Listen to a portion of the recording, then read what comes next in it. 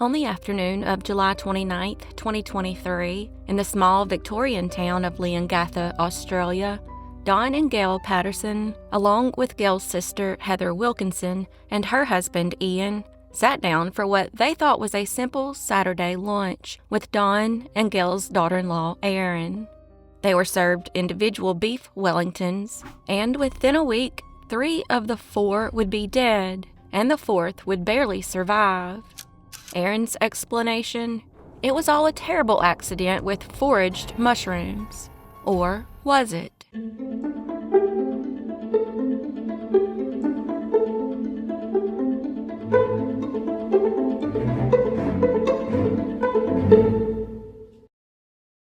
Don Patterson was born in Melbourne, Australia, and studied science at Melbourne University, where he was described as a brilliant math and science student.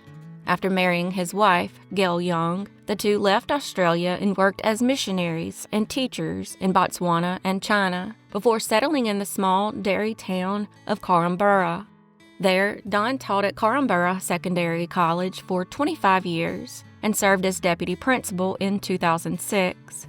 Gail, also born in Melbourne, had met Don at Sunday school in the suburb of Hughesdale when they were teenagers, and the two of them grew up very similar, as they had both joined Scouts and Guides, learned piano, and spent their holidays at the same seaside towns on the Mornington Peninsula. After their years overseas, Gail worked in the administration office at the same school where Don taught, and quietly rebuilt the school's records after a 1993 fire, ahead of the 50th anniversary celebration in 2008. Outside of work, she led Bible studies, organized youth groups, ran community meals, produced the local newsletter called the Borough Flyer, and read newspapers aloud for the vision impaired. Together, Don and Gail had 4 children, including their son, Simon. Gail's sister, Heather Allison Wilkinson, was also born in Melbourne and attended Hughesdale Primary School. She was described as an outdoors kid who loved books and classic rock. She married a young man studying for the ministry named Ian Wilkinson, and the two of them were married for 44 years and raised 4 children together. Ian eventually became the pastor of the Korumburra Baptist Church, and Heather worked at Korumburra Secondary College as a learning assistant volunteer and integration aide, and also taught English to adult migrants at Milpara Community House. As for Erin Patterson, she was born Erin Trudy Scudder on September 30th, 1974. In 2007, she and Simon married and remained together for 7 years before separating in 2015. After that, Simon and his parents remained on friendly terms with her. Unfortunately, in 2022, the relationship soured over a dispute regarding finances, specifically child support and private school fees. It all started when Erin discovered that Simon had, for the first time, formally listed his marital status as separated on his tax return. This upset her because it affected their tax arrangements, prompting her to aggressively demand formal child support, which had not been needed up to that point. Erin was bitter, not because she needed the money, she was actually quite wealthy, but because she felt Simon and his parents had turned against her, and she took it very personally. Erin had gained her wealth in 2006, when she inherited roughly $2 million from her grandmother. Then, in 2019, she and her sister inherited their parents' estate, which included a $900,000 beachfront retirement home in New South Wales. The inheritance meant she hadn't needed to hold a regular job in roughly 14 years, and had even loaned over $1 million to Simon's siblings, interest-free, so they could buy homes. However, when Simon changed his status on his tax return to separated, Erin lost the $15,000 a year in government welfare payments that she had been receiving from Australia's Family Tax Benefit, which is why she was forced to apply for formal child support. However, all that did was set off a chain of events that would upset Erin even further. Because her inheritance had made her far wealthier than Simon, the child support agency calculated that Simon only owed her $38 a month. To make matters worse, the agency then told Simon to stop paying the private school fees directly because technically his $38 a month was considered his full contribution toward the kids. This caused Erin to suddenly receive thousands of dollars in private school invoices and a medical bill for their son's knee surgery. She asked Simon to pay half, but he refused, saying that the Department of Human Services had instructed him not to pay anything for the kids from now on. To Erin, this was the ultimate betrayal, and she began airing those grievances on a true crime Facebook group she belonged to. She was posting that Don and Gail were lost causes and had questioned their capacity for self-reflection. She had even reached out directly to them on messaging app Signal, begging them to intervene and force Simon to pay his half. Don and Gail, wanting to defuse the situation, actually offered to step in and pay the school fees themselves, but Erin rejected the offer. All she really wanted was for them to take her side, validate her anger, and force their son to do what she thought was right. It's not that Erin was wrong. The advice to Simon from the child support agency was simply a suggestion, but there was nothing legally preventing him from helping out. However, instead of taking the high road, she chose the worst path possible. At this point, Erin began living a double life. She was bashing the family online, but driving her teenage children to their house for family events and sticking around. Not long before the murders in early 2023, she sent a chilling message, allegedly bragging to one of her online friends that she had been hiding powdered mushrooms in everything, including the brownies that she made for her kids. These mushrooms were harmless, in an attempt to get them to eat more vegetables, but it's basically what gave her the idea for what came next. In July of that year, Erin invited Dawn, Gail, Heather, and her husband Ian over for lunch and told them some devastating news, that she had been diagnosed with cancer. They were saddened and wanted to support her, but unbeknownst to them, Erin was perfectly healthy and had used the fake cancer story to lure them into her trap. Simon had also been invited, but pulled out the night before, a decision that saved his life. On July 29, 2023, the four arrived at Erin's home in Leongatha, about a 15-minute drive from Corumburra. Once there, Erin served them with individual beef Wellingtons on gray plates, while she served herself on a different plate colored orange. Inside the beef Wellingtons were deathcap mushrooms, also known as Amanita phalloides, the most lethal mushrooms on Earth. By that evening, all four guests were violently ill, and within 2 days, all four had been admitted to Corumburra Hospital, then transferred to Dandenong, then finally to the Austin Hospital in Melbourne, which is the state liver transplant center and has experience treating Amanita poisoning. Despite massive medical intervention, including psilocybin, the only known antidote, and multi-dose activated charcoal, the damage was already too severe. Heather Wilkinson died first at 2:05 a.m. on Friday, August 4, 2023. She was ruled too unwell for a liver transplant. Her sister Gail died later that same day at 5:55 p.m., also ruled too unwell for transplant after an X-ray revealed her bowel had lost its blood supply. Don, meanwhile, had held on the longest. Because he was so fit, he was actually deemed a candidate for an emergency liver transplant and underwent the surgery on August 4th. However, the damage to the rest of his body was too extensive, and he died at 11:30 p.m. the following day on August 5th, 2023. Ian Wilkinson, by every medical measure, should have died with them, but for reasons even the doctors couldn't explain, his liver began to slowly recover, and his breathing tube was removed on August 14th. 7 days later, he was finally discharged from the ICU after nearly 3 weeks on life support. Meanwhile, even before her in-laws had died, Erin was already raising red flags. When the 4 of them were hospitalized, Erin checked herself into the hospital briefly and claimed she had also eaten the meal but had a milder case.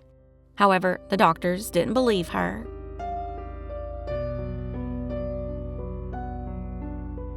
Then, just days after the lunch, she took the murder weapon, a black Sunbeam food dehydrator, to the local landfill and disposed of it. She would then later lie to the police, and say she never owned an appliance like that. Thankfully, the police were able to recover the dehydrator and found death cap mushroom residue on it. They also discovered she had used a website called iNaturalist, which tracks the geographic location of death cap mushrooms in the wild in Victoria in the months leading up to the lunch. The last nail in the coffin for Erin was when investigators learned she had lied about being diagnosed with ovarian cancer, and on November 2, 2023, she was arrested and charged with 3 counts of murder for the deaths of Dawn, Gail, and Heather, and 1 count of attempted murder for Ian. Her trial began on April 29, 2025, and lasted 10 weeks. She and her defense team continued to claim it was merely an accident, but the jury wasn't buying it, and on July 7, 2025, she was found guilty on all charges.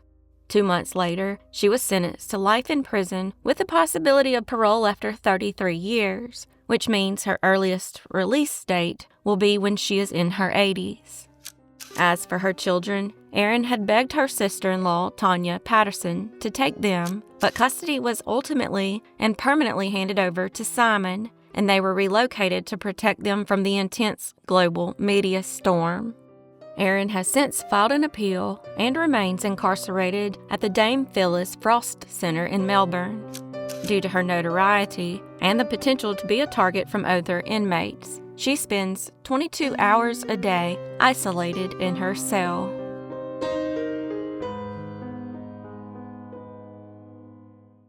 Just before 5:30 p.m. on the afternoon of Saturday, May 4th, 2024, in the quiet Black Diamond neighborhood of Wellington, Florida, 43-year-old Taylor Jones was outside his home picking up a few pieces of debris in the yard and moving his children's bicycle back to the front of the house. His 41-year-old wife, Tara, was nearby, and their 4 young children were going about their Saturday as usual. Within minutes, both parents would be shot to death in their front yard by one of the most evil individuals I've ever covered on this channel. Even more shocking was the fact that the entire ordeal was simply over the placement of a children's basketball goal. Taylor Glenn Jones was born on May 5, 1980, in Everett, Washington, to Carrie Bradshaw and Harry Jones. He grew up in the small town of Lake Stevens, Washington, where he developed his 2 lifelong passions, racing motocross and pitching for his youth baseball teams. As he got older, his obsession shifted to golf, and he became deeply committed to the sport. Professionally, he was the managing partner at a firm called Young & Associates, and his family described him as an awesome dad who was a very committed provider for his wife and 4 kids. His wife, Tara Marie Jones, was born Tara Marie Cole on April 5, 1983, in Chamblee, Georgia, just outside Atlanta, to William and Linda Cole. Tara's childhood was anything but ordinary. She grew up in Atlanta, then Florida, then halfway across the world in Manila, the Philippines, then in Bangkok, Thailand. She picked up pieces of multiple languages along the way and loved adapting to the different cultures. She was a standout softball player as a kid, and as an adult, she attended the Culinary Institute of America and became, in her family's words, a terrific cook. Taylor and Tara had met in Florida in the mid-2000s, and on August 9, 2008, they were married in Seattle, Washington. Over the next 16 years, they would build a family of 6 together, raising their 4 children, Kyler, Kingston, Asher, and Blakely. They lived in several places over the years, including Camano Island, Washington, Santa Clara, California, and Roseville, California.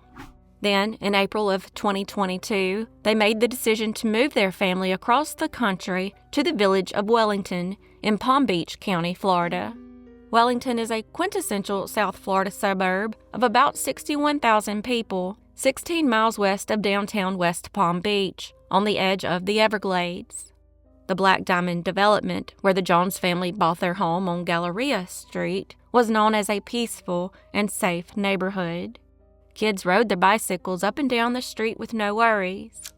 Unfortunately, they had no idea they were moving in next to a psychopath named Norman Scott, who was about to destroy their entire family.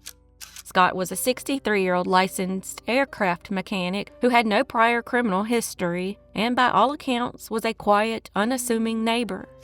However, behind the veil was a paranoid and angry man who began carrying out what appeared to be a one-sided dispute with the Jones family. He had 8 security cameras around his house, which he controlled via an app on his phone, and it allowed him to heavily monitor his house and the Joneses. The cameras pointed in every direction, including directly toward the Joneses family's yard. By the spring of 2024, according to what Scott himself would later admit to deputies and to a witness who lived with him, he had been arguing with Taylor and Tara Jones for some time. The dispute, as he described it, centered on 2 things. The first was the placement of a basketball hoop that the Jones kids used. The second was where the property line ran between the 2 homes. While he claimed it was an ongoing dispute, there were no public records documenting any incidents, no 911 calls, and no HOA complaints. Based on all this, it appeared Scott was in a one-sided dispute that Taylor and Tara weren't really involved in. They had never mentioned it to anyone they knew, not even once. Then came May 4th, 2024. At around 5:25 p.m. that day, Taylor was outside his home moving his children's bicycles. Around that same time, 2 of Scott's own surveillance cameras captured him exiting his front door, holding an aluminum ladder, and using his left hand to motion Taylor over toward him. Taylor, holding nothing but a bottle of Gatorade, walked over in what investigators described as a very non-threatening and nonchalant manner. He stopped within 5 to 10 feet of Scott, behind Scott's BMW SUV in the driveway.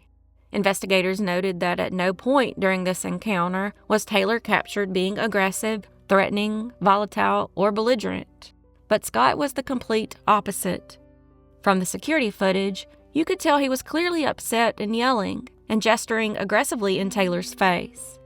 Then, all of a sudden, Scott pulled out his 9mm handgun from his right pocket. Taylor threw his hands up and began to back away, but Scott followed him, raising the gun. As Taylor stumbled backward, Scott opened fire, shooting him 3 to 4 times until Taylor fell to the ground. Then, as he lay on his back, Scott allegedly continued shooting him. Tara was just 20 to 30 feet away on her own property and had just watched a psychopath shoot her unarmed husband. In a panic, she turned and began retreating, at which point Scott turned the gun on her and shot her 3 times, once in each leg and then once in the upper chest, causing her to fall in the front yard. He then turned the gun back on Taylor, who was already gravely wounded, and fired 2 more shots. Taylor was shot a total of 3 times, once in the left eye, once in the back, and once in the upper right leg. A neighbor inside their home nearby heard the gunshots and ran outside. What he saw was Taylor and Tara lying in their own front yard, covered in blood, and he immediately ran over and tried to render aid. While the witness was on the ground trying to help, he saw Scott walk back out of his house. Not knowing what had happened, the witness asked Scott if he had heard anything, and Scott looked at him and said, "Don't worry, I shot them both." He then told the neighbor they had attacked him over the basketball goal. It was only after this interaction that Scott called 911 and told them what he did, but he claimed they attacked him first, and it was done in self-defense. When deputies arrived, he repeated the same claim. But what Scott apparently didn't remember was that his own surveillance cameras had been recording the entire thing, and the video told a completely different story. Investigators wrote this in their arrest report. The video surveillance evidence unequivocally establishes the shooting was completely malicious and unprovoked. Throughout the ordeal, Tara and Taylor Jones were never observed acting violently, aggressively, or exhibiting any form of threatening behavior towards Norman Scott. When deputies searched Scott's home, they found the 9mm handgun sitting on a small table inside, and outside they found matching 9mm shell casings next to the bodies of Taylor and Tara. Scott was then arrested and charged with 2 counts of first-degree premeditated murder with a firearm. At his first court appearance, a Palm Beach County judge ordered him held without bond and prohibited him from contacting the victims' families. Meanwhile, his family, or at least an associate of his family, created a change.org page for Scott that stated this: Norman Scott is a productive member of his community in West Palm Beach, Florida, was faced with the decision of life or death, and chose to protect his family during a tyrannical assault. Exercising his Second Amendment right, he defended himself and his loved ones, but was subsequently thrown in jail on May 4, 2024. It goes on to say that he had made multiple complaints to the HOA and the Joneses' landlord, but there is no record of any of that. For the actual victims in this case, the 4 Jones children, a GoFundMe has been set up and already raised over $200,000. The link is in the description if you would like to donate. At this time, Norman Scott remains held without bond at the Palm Beach Main Detention Center. As of May 2026, his murder trial has not yet taken place, and as a reminder, he's innocent unless proven guilty in the court of law, but if found guilty, he could be facing the death penalty.